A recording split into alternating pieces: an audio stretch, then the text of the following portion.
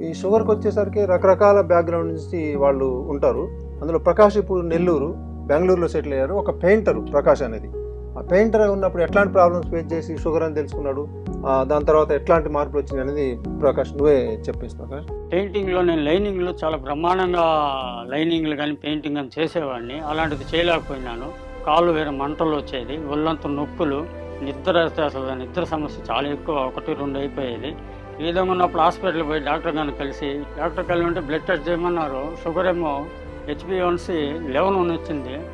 ఈ before fasting వచ్చేసి 350 వచ్చింది. ఏం చేయాలో అర్థం కాలేదు. అది చూసిన వెంటనే ఇంటికాడికి వచ్చి నా భార్య నా పిల్లలతో చూసి లైఫ్ లాంగ్ మెడిసిన్ వాడాల్సిందని మీరు అని చెప్పి అన్నారు. ఇంటికి వచ్చి అవి చూసి తికమక పడుతున్నాం. నేను మా భార్య నిద్రలే రాత్రులు గడిపినాను కొన్ని రోజులు.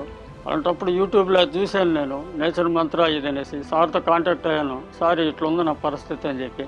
ఏం కాదు బాబు, నీకు తగ్గిపోతుంది, ఇబ్బంది ఏం లేదు, మీరు చెప్పినట్టుగా మీరు వాడాలా. ఒక వారం లోపల అంతా కిట్టు 2 బాక్సులుగా మా ఇంటికి వచ్చినాయి బెంగళూరులో. అవి వాడినాను. 11 ఉన్నది 7కి వచ్చేసింది.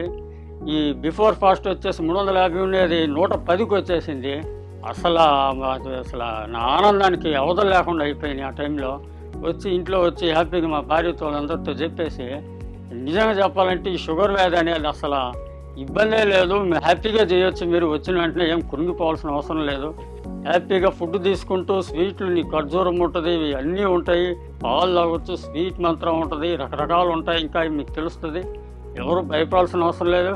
హ్యాపీగా దీన్ని వాడండి. ఈ విధంగా నాకు ప్రభాకర్ సారు ఈ విధంగా వాళ్ళ టీంకి అందరికీ చాలా థ్యాంక్స్ చెప్పుకుంటూ సెలవు తీసుకుంటున్నాను.